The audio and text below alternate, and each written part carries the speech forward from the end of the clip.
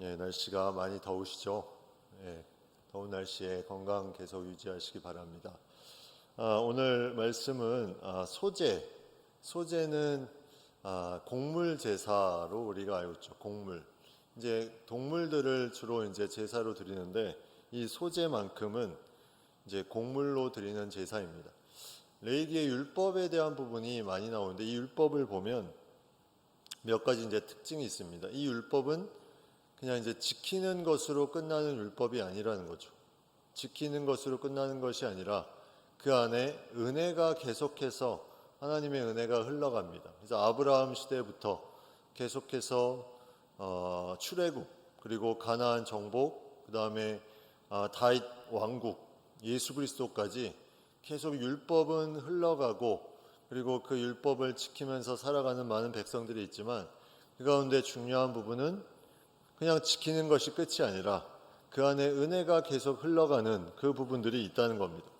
그리고 이 율법은 하나님의 사람들로 인해서 어떻게 살아가야 되는지를 알게 해줍니다. 그냥 율법이 있어서 그것을 지키라가 아니라 하나님의 백성으로서 너희가 어떠한 삶을 살아가는 것이 아름다운 하나님의 백성으로서의 삶인지를 알려줍니다. 그래서 그런 율법을 통해서 이제 계속 하나님께서 주시는 마음으로 이제 살아가는 것. 출애굽한 그 부분이 그냥 단순히 이제 자유를 얻었다가 아니라 자유를 얻은 몸에서 이제 하나님의 뜻 가운데 살아갈 수 있는 무언가를 얻게 되는. 그래서 그 광야의 생활 가운데 율법을 받게 되는 거죠. 그냥 나는 자유다, 이게 이제 어떤 은혜의 삶이 아니라 하나님이 주시는 이 말씀들, 율법들을 계속 지켜나가는 데 있어서 하나님의 자녀답게 살아가는 것이 바로 이 율법의 의미가 있습니다. 또 하나는 이 율법이 이런 어떤 일시적인 부분에 그치지 않고 계속 이스라엘 사회를 이어가는 그런 부분들, 이 약속으로 계속 이어가는 부분들이 포로 시대까지 계속 나타나게 된다는 거죠. 그래서 이 율법은 변하지 않고 이스라엘 사회에 계속 지속이 됩니다. 시대는 변하고 왕은 바뀌어도 율법은 계속 지속이 되면서 이어져 내려오는. 그래서 에스겔 말씀에 이러한 말씀이 있습니다. 에스겔 22장 26절 보면 그 제사장들은 내 율법을 범하였으며 나의 성물을 더럽혔으며 거룩함과 속된 것을 구별하지 아니하였으며 부정함과 정한 것을 사람이 구별하게 하지 아니하였으며 그의 눈을 가려 나의 안식일을 보지 아니하였으므로 내가 그들 가운데에서 더럽힘을 받았느니라. 이 레위기의 율법의 중요한 부분이 거룩함과 속됨, 그리고 정결함과 부정함, 이 부분에 이제 중요한 부분이 있다고 했는데 부정함이 정결 의식을 통해서 정결하게 되고 그 정결함이 성전으로 와서 거룩하게 되고 성전에 오기 전까지 거룩한 것과 속된 것이 구별되고 이 모든 부분이 이제 바벨론 그발강가에서 에스겔이 받았던 말씀에도 그대로 드러납니다. 이 말은 다시 말하면 포로 시대에도 동일하게 이 율법은 계속 이어져 왔고 이것을 통해서 제사장들이 그 거룩한 성물을 더럽히고 이런 구별해야 될 것을 구별하지 않고 이런 부분에 대해서 하나님이 심판하는 이제 그런 부분들의 내용이 에스겔서에도 나오는 부분으로 보면 이러한 율법에 대한 부분이 계속해서 이어져 내려왔음을 우리가 보게 됩니다. 신약 시대에도 마찬가지로 이 율법이 계속 이어져 내려오는데 이제 신약 시대에는 이 율법의 내용이 이어져 와서 이스라엘의 문화로서의 무언가 삶을 살게 만들지만 그것보다 더 강력한 것이 나타났습니다. 그게 은혜라는 거죠. 율법이 계속해서 삶을 좌우하고 지배하는 그런 삶에서 더 강력한 무언가가 나타나는데 그것이 은혜, 예수 그리스도로 말미암아 나타나는 그 은혜가 이제 이 율법에 대한 부분을 넘어서는 어떤 강력한 힘을 나타내기 시작합니다. 갈라디아서 2장 21절 말씀에 보면 내가 하나님의 은혜를 패하지 아니하노니 만일 의롭게 되는 것이 율법으로 말미암으면 그리스도께서 헛되이 죽으셨느니라. 율법 무용론처럼 느껴지는 말씀이 나옵니다.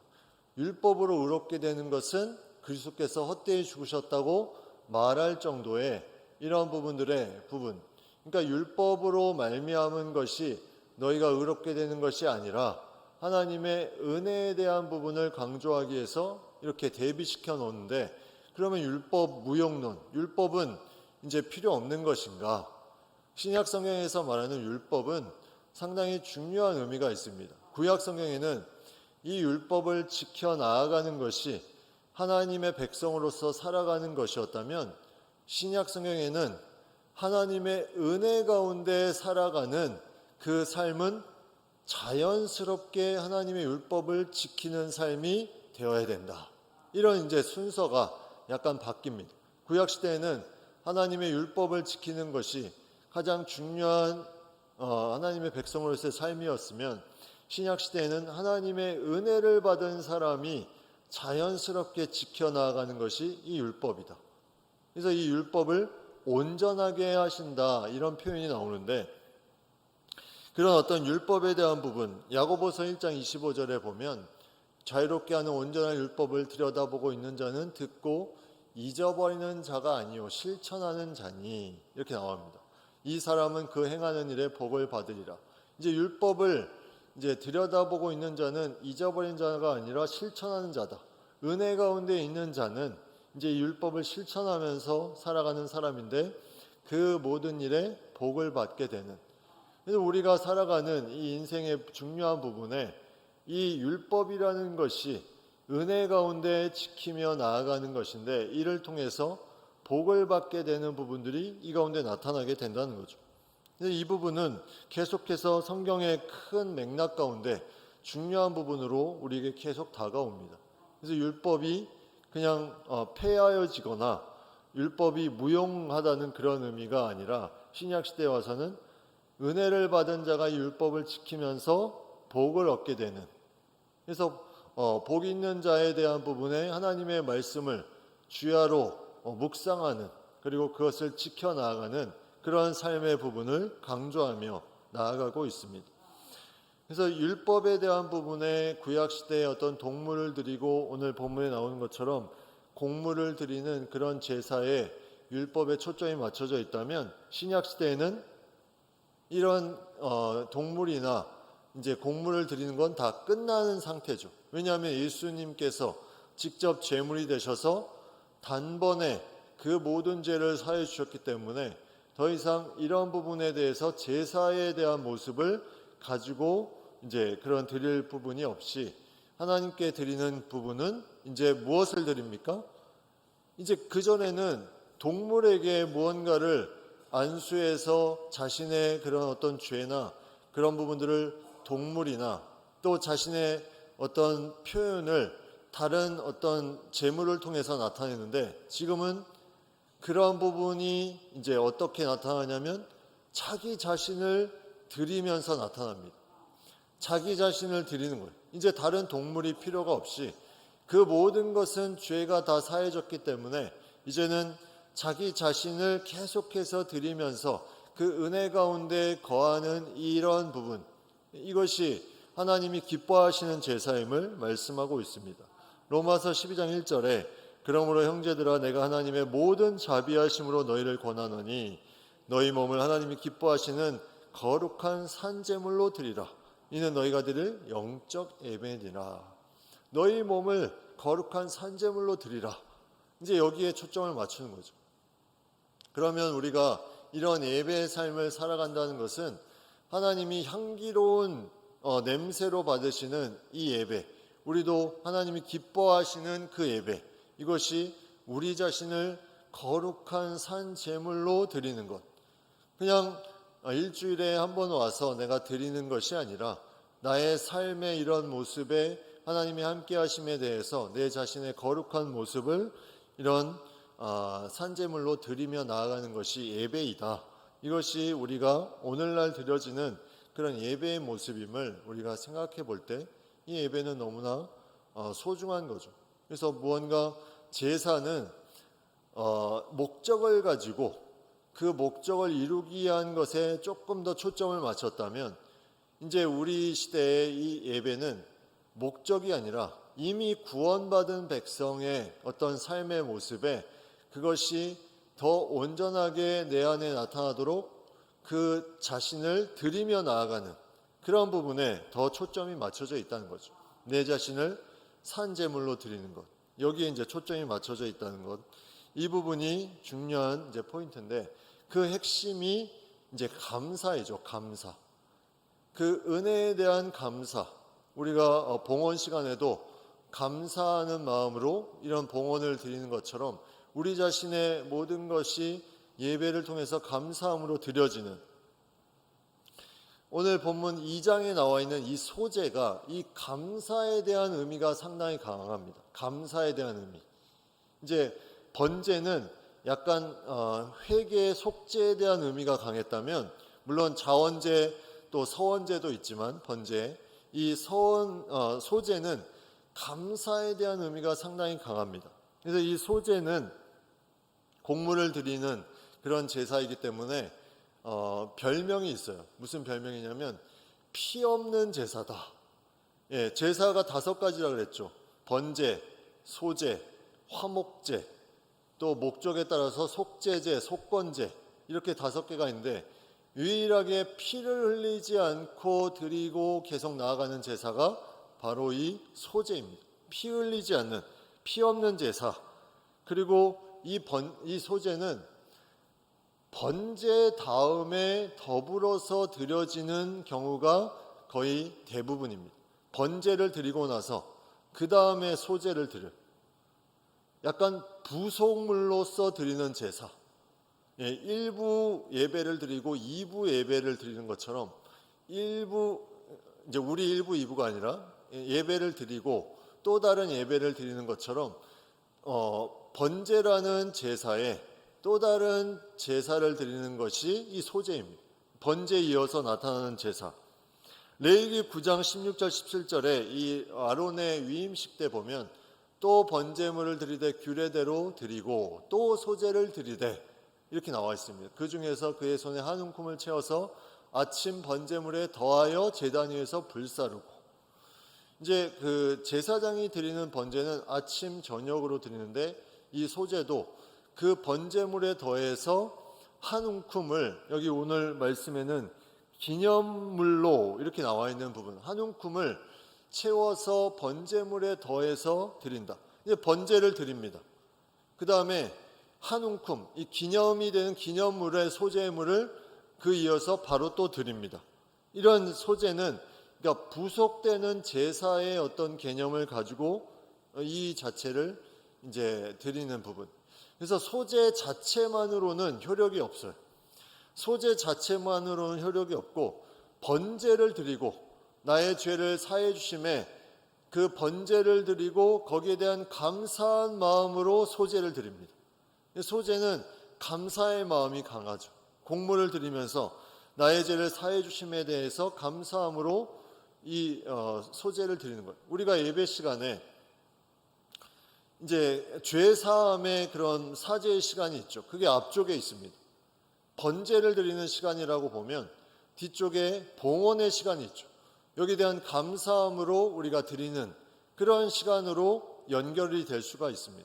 번제를 드리고 제사함에 그리고 소제를 드리고 거기에 대한 감사하며 나아가는 부분 이런 어떤 부분들로 이제 나타나는데 이 소제는 중요한 부분이 여기 기념물 한 움큼만 드린다. 소제를 가져오면 그거를 전체를 드리지 않습니다. 소제를 가져오면 이제 이스라엘 백성이 소제를 가져오면 전체를 드리는 것이 아니라 기념되는 부분만 불에 태우고 나머지는 어떻게 하냐면 제사장이 그거를 취합니다. 그래서 많이 가져오면 그 기념물을 빼고 제사장이 나머지를 취하게 됩니다. 이러한 부분이 번제랑은 틀리죠. 번제는 가죽을 벗기고 그 안에 모든 걸 다 태워버리는데 소제는 일부분만 태우고 나머지를 다 제사장이 갖게 됩니다. 그 3절 말씀에 보면 이렇게 돼 있죠.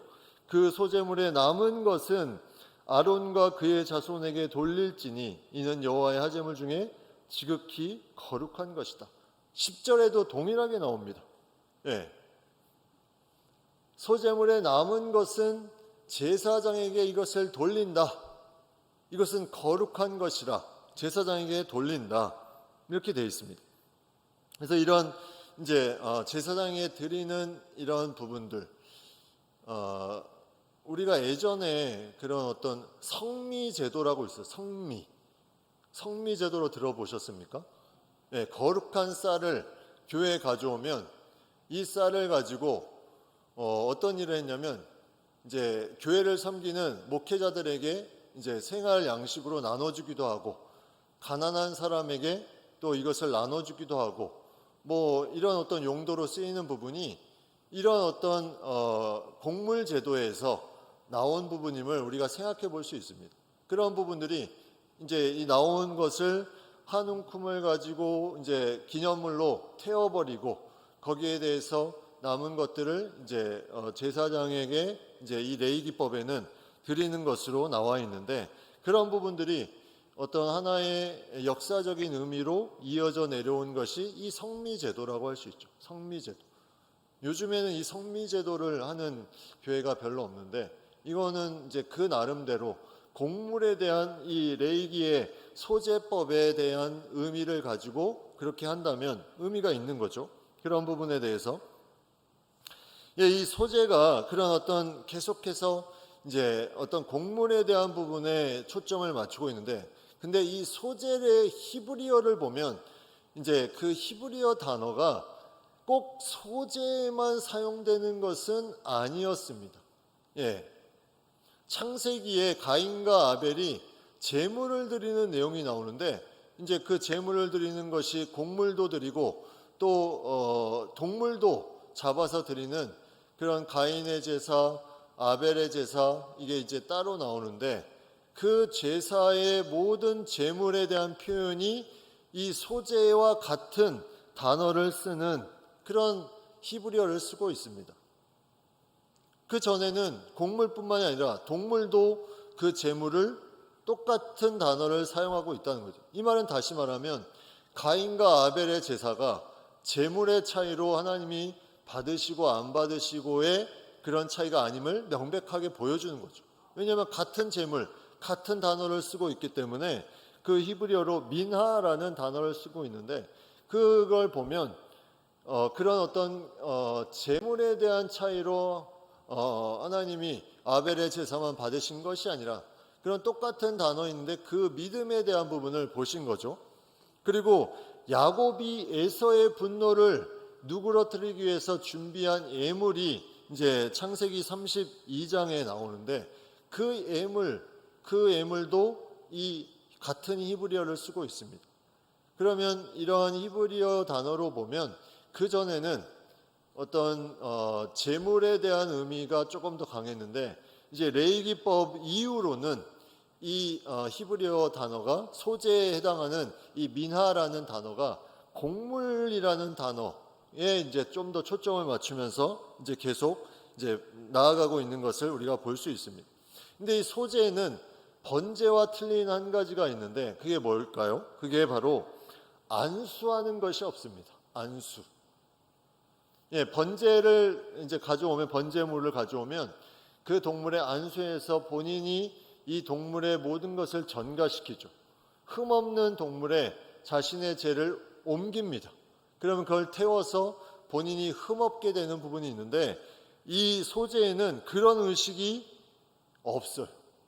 그 소제는 그런 음식이 없습니다. 왜냐하면 소제의 근본적인 의미가 자신의 것을 여기에 이제 안수하면서 옮겨서 그것을 드린다라는 의미가 아니라 이 소제는 내가 하나님 앞에 받은 은혜에 대한 감사함 이것을 올려드리는 거기 때문에 이 부분에 대해서 특별히 무엇을 옮기고 이런 부분이 아니라 이 소제는 첫 열매에 대한 의미와 함께 계속 이어지는 열매에 대한 의미를 가지고 있습니다. 이 자체가 어떤 삶에 계속되는 열매를 하나님 앞에 드린다 이런 의미가 있어요. 그거는 감사함으로 드리는 거죠. 우리가 봉헌하는 그런 어떤 예물을 드리는 것처럼 계속해서 이 열매를 드리는 것, 그래서 이러한 부분들이 계속 이어지기 때문에 거기에 특별히 무언가 안수해서 옮기는 것이 아니라 이 자체에 본인의 삶의 모습을 가지고 그것을 드리는 이런 부분들이 강하게 표현되어 있습니다. 그래서 이 소재를 보면 세 가지 중요한 이제 내용이 나오는데, 첫 번째가 고운 가루 1절에 보면, 그 다음에 기름, 그 다음에 유향, 그리고 뒤에 또 하나 중요한 게 있는데 그거는 소금입니다. 이 네 가지가 이 소재에는 너무나 중요합니다. 고운 가루는 무엇일까?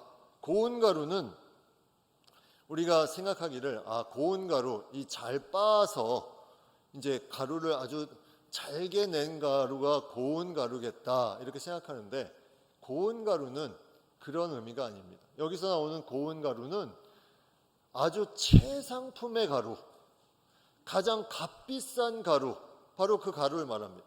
다시 말하면 소재는 그냥 집에 있는 어떤 가루를 가져와서 드리는 것이 아니라 집에서 자신이 가지고 있는 가장 값비싸 보이는 가루를 가져와서 드린다는 거죠. 이게 중요합니다. 근데 번제처럼 그냥 들에 다니는 그런 어떤 동물을 드리는 것이 아니라 이 소재도 똑같이 자신이 집에서 기른 곡물을 통해서 이렇게 빠진 아주 값비싼 가장 소중한 가루를 드리는 것, 이것이 첫 번째 고운 가루의 의미입니다. 여기에 우리 예배를 좀 초점을 맞춘다면 어떤 의미가 있을까요? 우리가 예배를 올 때 가장 가치가 나아가는 그런 부분들로 우리가 드려야 된다는 거죠.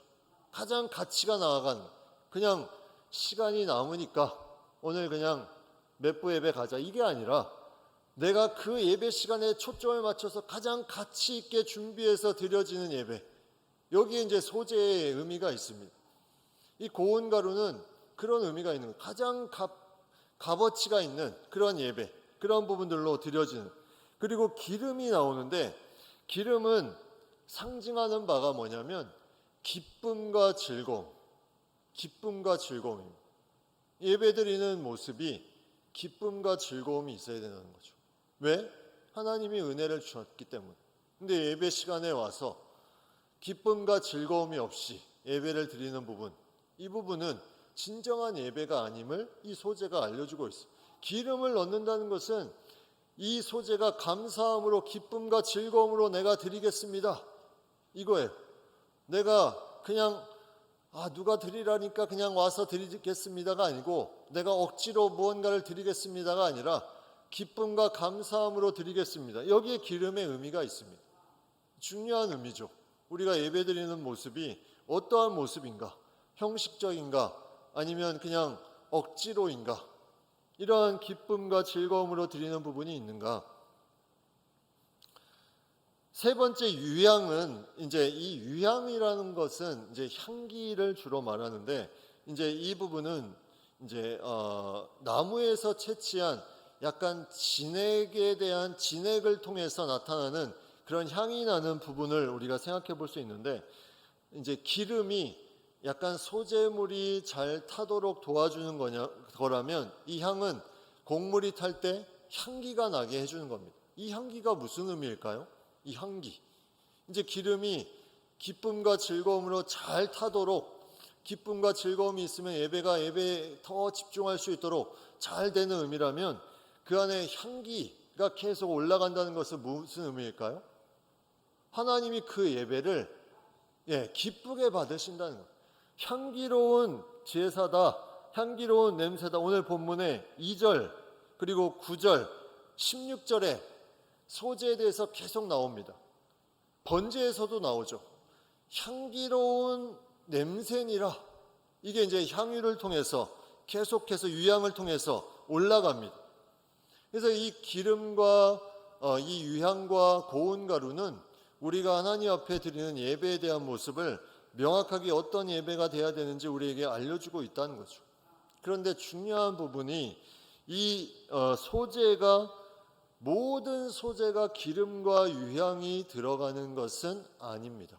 그 뒤에 이제 속죄제에 이 소재는 어떤 하나의 드리는 방식이라 속죄제도 이 소제의 방식으로 드릴 수가 있어요. 레위기 5장 11절에 보면 만일 그의 손이 산비둘기 또 집비둘기 두 마리에도 미치지 못하면, 다시 말하면 너무나 가난하면 고운 가루 10분의 1 에바를 이 속죄 제물로 드리는데, 이 소제의 방식으로 드리는데 거기에 기름을 붓지 말고 유향을 놓지 말라, 이렇게 돼 있어요. 왜 그럴까요? 기름과 유향은 아까도 얘기했지만 기쁨과 즐거움, 그리고 유향, 뭔가 향기롭게 받는 그런 냄새로 하나님의 그런 어떤 기쁨이 되는 건데, 이런 어떤 속죄에 대한 부분은 기쁨과 즐거움으로 드릴 수 있는 부분이 아니죠. 자신의 어떤 죄에 대한 부분에 그런 부분을 드리기 때문에 이러한 표현이, 이러한 기름과 유향이 그 가운데 들어가지 않고 그 가운데 그냥 제사를 드리고, 또 민수기 5장에 보면 거기에 간음한 아내의 잘못을 밝히는 그런 제사가 나오는데 그 의심의 소제에도 이것을 넣지 않습니다. 기름과 유향.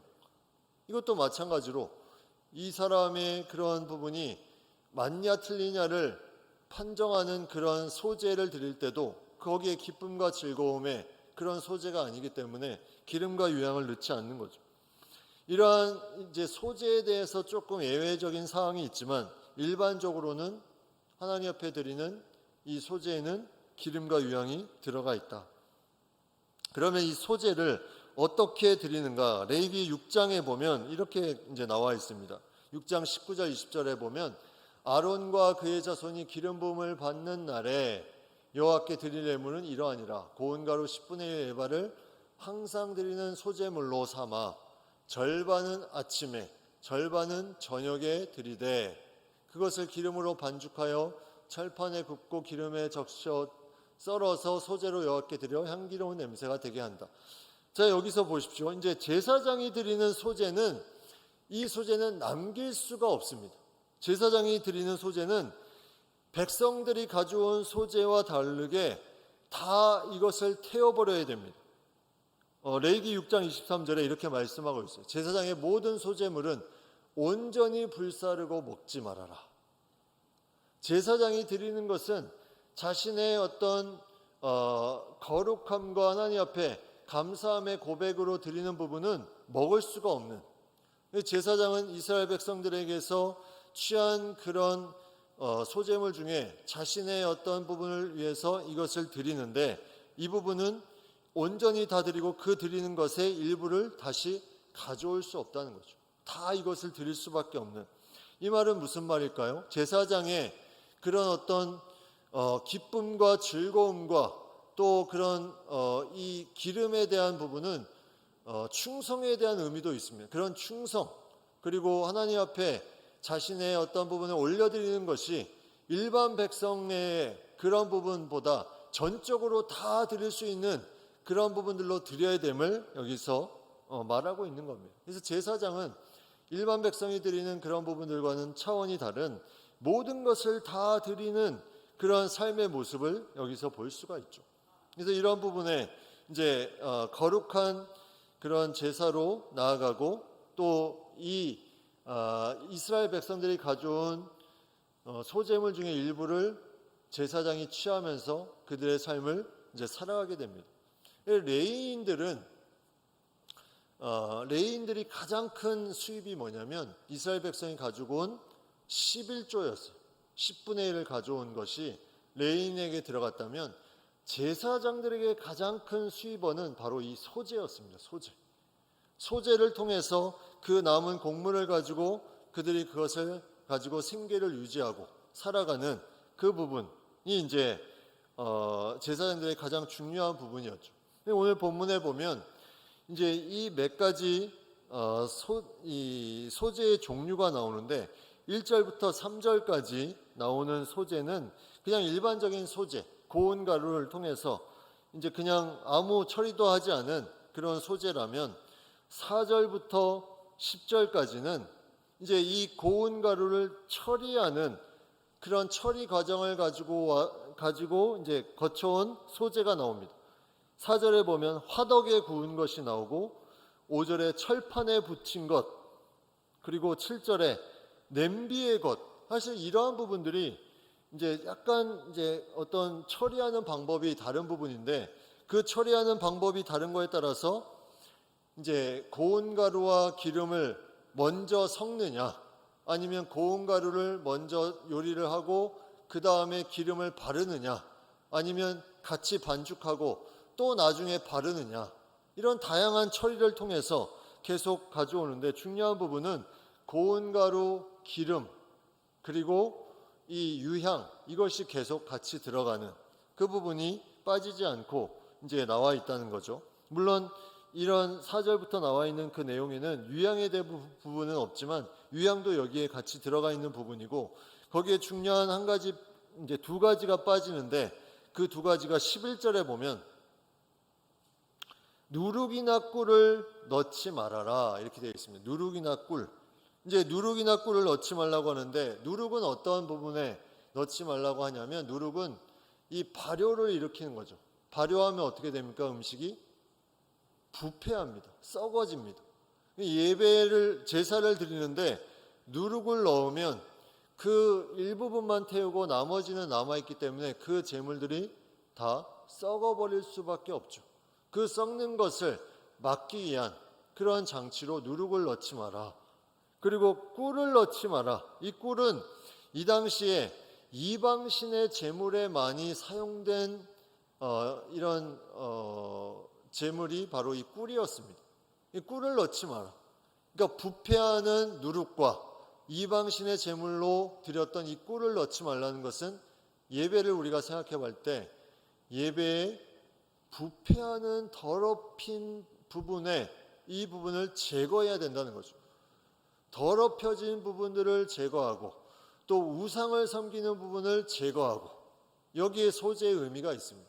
이 소재는 그냥 곡물을 가져와서 드리는 것이 아니라 누룩과 꿀을 절대로 넣으면 안 됩니다. 이 누룩과 꿀을 넣어서 무언가를 하게 되면 그것이 부패하고 또 이방의 우상에 대한 부분을 똑같이 행하는 거기 때문에 이 부분을 버리고 오는 것, 우리가 예배 드릴 때 이러한 정결함, 거룩함으로 하나님 앞에 나아가는 것을 여기서 상징하는 그 부분을 볼 수가 있죠. 그래서 이러한 하나님의 구약의 제사가 현재에도 동일하게 연결이 되는 부분이 놀라운 겁니다. 누룩과 꿀에 대한 부분, 이러한 의미로 볼 때 우리에게도 중요한 부분을 우리가 생각해 볼 수 있죠. 그래서 그런 제사를 드리고 이제 계속 이제 드리며 나아가는 그런 부분들을 이제 볼 수가 있습니다. 그래서 12절에 보면 처음 익은 것으로는 그것을 여호와께 드릴지나 향기로운 냄새를 위하여는 제단에 올리지 말라, 이렇게 또 나와 있습니다. 처음 익은 것은 이제 그 하나님께 예물로 드릴 때는 드릴 수는 있지만 제단에 올릴 수는 없다. 왜냐하면 처음 익은 것에는 여기는 누룩과 꿀을 포함할 수도 있습니다. 여기는 특별히 제약사항이 없어요. 처음 익은 것으로는 그것을 여호와께 드릴 수는 있지만 제단에는 올릴 수 없습니다. 거룩한 제단에는 그 누룩과 꿀, 그러면 그것들을 어떻게 하냐면 그거를 제사장이 취하는 거예요. 처음 익은 거는 제단으로 태울 수는 없지만 제사장이 이것을 취하는 것으로 그렇게 이제 쓰일 수 있는 부분이 있습니다. 그리고 여기에 또 하나 이제 13절에 보면 내 모든 소재물에 소금을 치라. 이제 제사장이 그 모든 이제 소재물을 가지고 오고 거기에 대해서 처음 익은 것과 또 그 기념물로 제단에 드리는 것과 그 나머지를 취하는 부분들로 있는데, 내 모든 소재물에는 빠지지 않고 해야 되는 부분이 있는데 이게 소금이었습니다. 소금이 왜 필요할까? 여기 보면 언약의 소금이라고 나와 있습니다. 언약의 소금. 민수기 18장 19절 말씀해 보면 이스라엘 자손에게 이렇게 말씀합니다. 이스라엘 자손이 여호와께 거제로 드리는 모든 성물은 내가 영구한 몫의 음식으로 너와 내 자녀에게 주노니 이는 여호와 앞에 너와 내 후손에게 영원한 소금 언약이니라. 소금을 친다는 것은 누구를 위한 거냐면 누구를 위한 겁니까? 바로 제사장을 위한 것입니다. 여기 이 민수기 18장은 제사장에게 대한 이 취한 예물에 대한 맺어가는 이 언약을 말합니다. 영원한 소금 언약이다. 이 소금이라는 것은 부패하지 않는 그런 역할을 하게 됩니다. 그래서 이 소금을 친다는 것은 영원성, 불변성을 여기에 나타내고 있습니다. 이스라엘 백성이 이 소제물을 드렸을 때 하나님의 자녀로서 그들이 살아갈 수 있도록 제사장이 이 소금을 치면서 이것을 이제 소제의 어떤 부분을 예물로 드리는 부분은 이제 소제에 대한 부분이 영원한 하나님의 제사장으로서의 역할을 감당할 수 있도록 이 부분을 이제 허락하는 것을 계속해서 나타나는 이제 영원성에 대한 부분을 여기서 표현하고 있는 거죠. 그래서 이 소제에 대한 부분은 이제 처음에 나와 있던 고운 가루, 또 기름, 유향, 이 소금 여기에 모든 하나님의 은혜가 다 들어가 있습니다. 그래서 소제가 어떠한 의미로 우리에게 계속 주어지느냐, 우리가 예배에 임할 때 얼마나 집중하며 기쁨과 감사함으로 즐거움으로 드리느냐, 그리고 이 모든 예물을 드린 소제를 드리는 것이 곡물을 드리는 것은 우리가 첫 열매와 함께 계속되는 열매를 드리는 거기 때문에 그 안에는 하나님의 주권을 인정하며 나아가는 부분, 이 부분이 이제 강하고 하나님의 언약 관계에 대한 필수적인 하나님과 어떤 맺은 그 관계를 계속해서 나타내는 그 부분의 이제 중요성을 우리에게 보여주고 있습니다. 이 소제는 하나님이 주시는 이 귀한 언약을 통해서 우리가 어떤 예배를 드려야 되느냐. 번제는 우리의 죄에 대한 부분이었다면 이 소제는 우리의 일상의 그런 하나님의 은혜에 대한 감사함을 계속 표현하는 거예요. 어떻게? 기쁨과 즐거움으로, 또 감사함으로, 그리고 그 모든 것이 하나님의 언약 백성으로서의 고백으로 계속 표현하는 겁니다. 소금, 고운 가루, 기름, 유향의 의미와 함께 이것을 계속 표현하며 나아가는 것.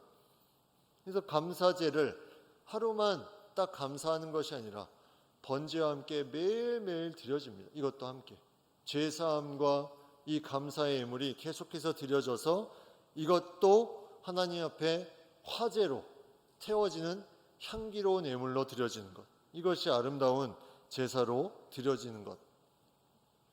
요한복음 6장 35절 마지막으로 우리가 같이 한번 읽겠습니다. 예수께서 이르시되 나는 생명의 떡이니 내게 오는 자는 결코 줄이지 아니할 터이요 나를 믿는 자는 영원히 목마르지 아니하리라.